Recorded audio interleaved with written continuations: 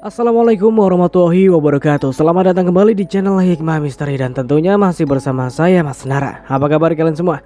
Semoga selalu baik-baik saja, sehat badannya, dilimpahkan rezekinya, dan dihindarkan dari segala mara bahaya. Amin.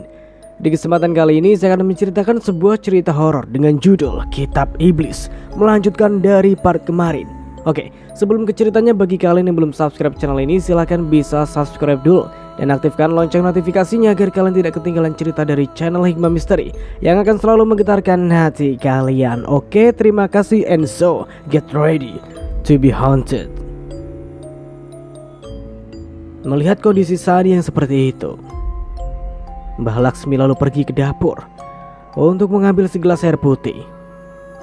Lalu Mbah Laksmi membacakan doa yang biasa ia gunakan untuk meruqyah orang-orang yang sakit akibat gangguan jin.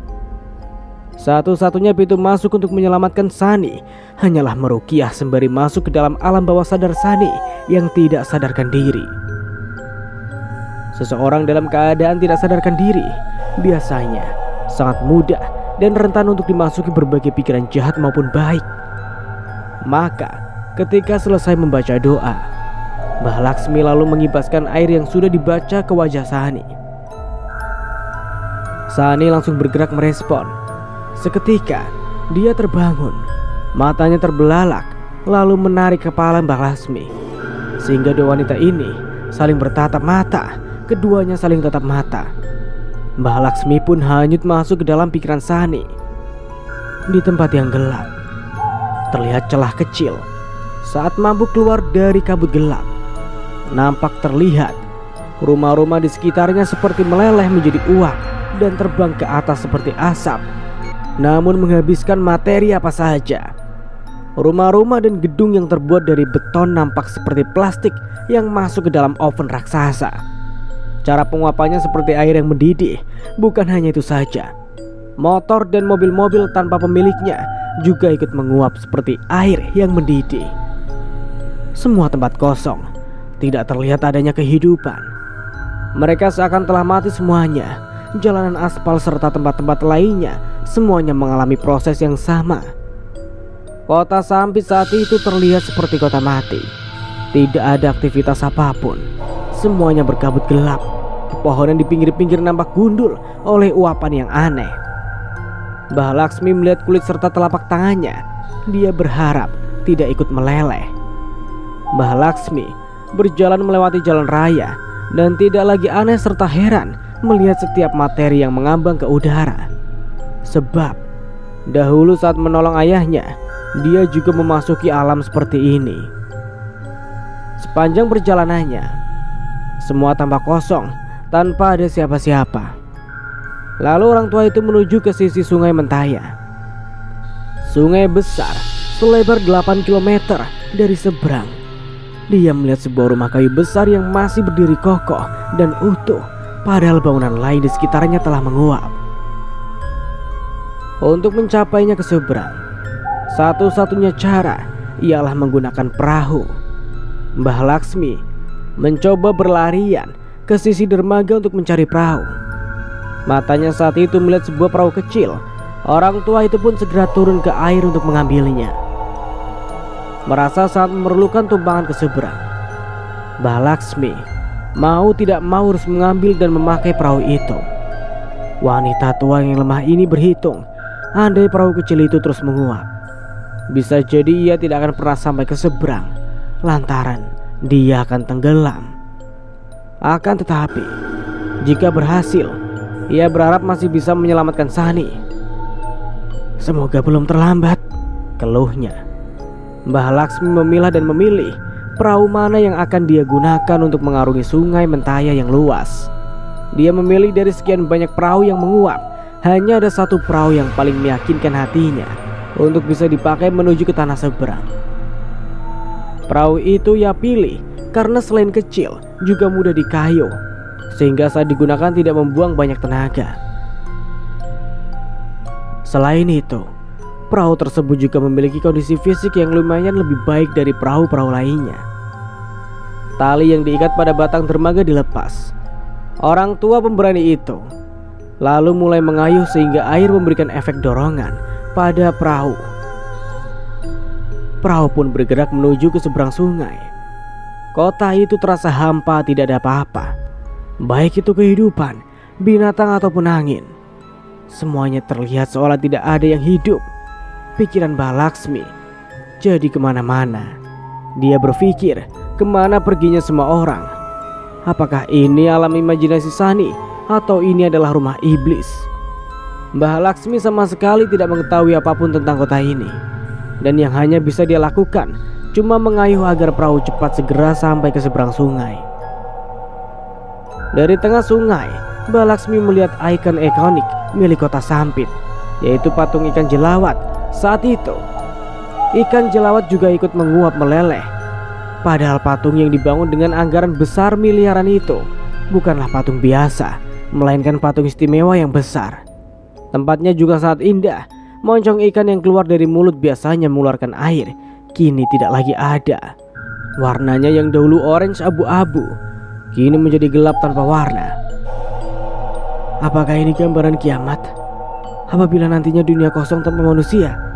Mbah Laksmi berbicara seorang diri, tangannya yang keriput terus mengayuh tanpa henti. Kayu terus didorong. Akhirnya perjuangan seorang tua itu sampai jua menuju tanah seberang. Penyeberangan yang melelahkan akhirnya sampai juga di dermaga kayu.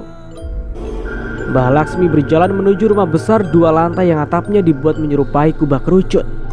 Di halaman pagar rumah besar itu tidak terlihat rumput atau tumbuhan apapun. Keadaan tidak jauh beda dengan kota Sampit yang berada di seberang.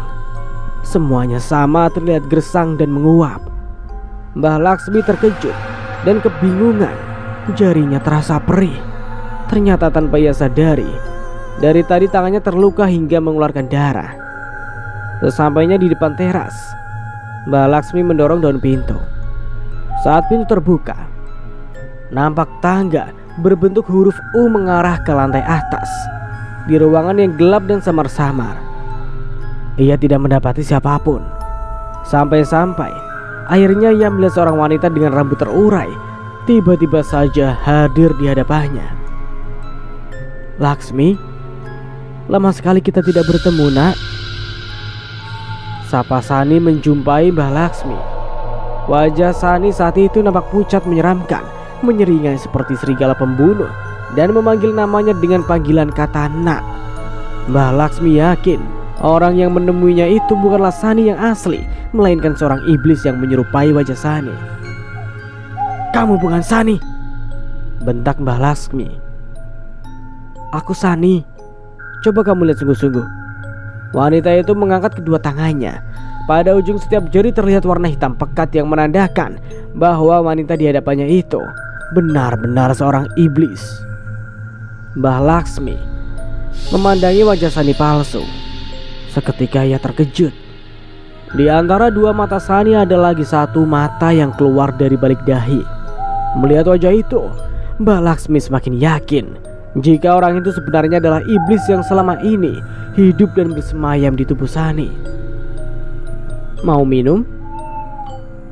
tanya Sani palsu, sembari mengambilkan cawan perak lalu mengisi airnya dengan air yang keluar melalui mulut. Mbah Laksmi menggelengkan kepala tanda menolak. Cawan yang tadinya kosong dengan seketika saja sudah terisi air dengan cepat. "Mau air teh?" Sani palsu menggoyang cawan. Seketika itu, airnya berubah menjadi air teh dengan bau yang sangat nikmat. Mbah Laksmi hanya diam. "Atau mau air kopi?" Dia menggoyangkan lagi. Maka air tadi berubah jadi air kopi. "Ayo silakan minum." Iblis itu menawari Mbah Laksmi minuman dalam cawan dan mengantarnya dengan cara mengambang tanpa disentuh. "Mana Sani?" Pertanyaan itu diulang kembali oleh Mbah Laksmi. "Aku Sani." "Bukan kamu. Kamu bukan Sani," seru Mbah Laksmi. Iblis itu menuju ke lantai atas. Mbah Laksmi melihat Sani saat itu digantung di atas sebuah tiang tanpa tali. Mbah Laksmi yang melihat Sani sekarat berlari menuju lantai 2 untuk menyelamatkan nyawa Sani yang sekarat. Akan tetapi Gerakan iblis lebih cepat menghalangi langkah Mbak Laksmi. "Siapa kamu? Sampai kamu mau melepaskan dia dariku? Dia akan menjadi anakku," teriak Mbak Laksmi. Iblis yang menyerupai Sani pun tertawa. "Percayalah, kamu tidak akan bisa mengeluarkanku dari kepalanya." Iblis itu menarik tubuh Sani hingga melayang di udara. Kondisi Sani saat itu lelah dan tidak sadarkan diri. Mbah Laksmi yang rentah itu berusaha mengejar kemana iblis itu memainkan tubuh Sani. Iblis itu memutar melayang-layangkan tubuh Sani, mengikuti kemana arah jarinya bergerak. Mbah Laksmi yang memahami tipuan iblis tidak lagi mengejar Sani. Dia malah dengan berani mendatangi iblis dan mencekik leher iblis tersebut dengan kedua tangannya sendiri. Iblis yang dicekik bukannya ketakutan atau lari menghindar. Si iblis malah tertawa seolah merasa paling kuat.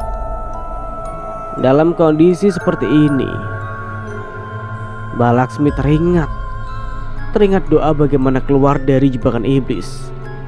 Doa itu ia sebut dan baca berulang-ulang hingga akhirnya tangan orang tua yang rentah dan lemah itu memberi efek pada cekikan hingga membuat iblis kesakitan. Iblis yang menyerupai wajah Sani itu kesakitan. Iblis mulai berteriak ingin menyerah karena tangan Mbak Laksmi benar-benar kuat dan tangguh. Padahal hanya orang tua, namun ia tidak mampu untuk melawan. Tangan Mbak Laksmi kecil dan lemah. Untuk mengangkat beban 10 kg saja sudah tidak bisa. Namun tangan orang tua itu dengan sangat mudahnya menyakiti dan mengalahkan iblis hingga kesakitan tidak berkutik. Jari-jari Mbak Laksmi masuk dalam daging leher iblis dan menekan sekuat-kuatnya, sehingga si iblis berteriak dan akhirnya lehernya pecah bagaikan telur yang diremukan. Leher yang menjadi tonggak kepala dengan seketika, kepala dengan 3 mata itu menjatuh dan tergeletak di lantai. Tubuh Sani yang tadinya mengambang kini tumbang terjatuh. Mbah Laksmi berusaha untuk menangkapnya, namun tubuh yang tua itu tidak mampu menjangkau sehingga tubuh Sani jatuh tergeletak di lantai. "Dok, bangun ini Mbah." Mbah Laksmi membangunkan Sani agar segera sadar. Namun Sani tidak juga mau sadar. Setelah menggunakan berbagai cara membangunkan Sani, akhirnya Sani sudah mulai siuman. "Sudah sadar? Ayo Dok, kamu harus bangun. Kamu harus mengeluarkan kita berdua dari imajinasimu ini." Sani tidak tahu caranya Mbah. Keluh Sani kesakitan. Mbak Laksmi perlu banyak perjuangan lagi untuk mengeluarkan Sani dari imajinasinya. Mbak Laksmi akhirnya mengulang kembali doa pertolongan. Lalu orang tua ini membisikkan bait demi bait doa di telinga Sani. "Ikutin Dok." Sani menggeleng, tetap tidak mau. "Jangan keras kepala. Jika kamu tidak mau, kita berdua akan mati dan ikut meleleh di sini." Sani tidak tahu caranya. Saut Sani suaranya lemah. "Kamu hanya perlu bangun." Sani hanya menangis. Dia juga ketakutan melihat tempat itu semakin menguap. "Ayo Dok, ikuti perkataan Mbah."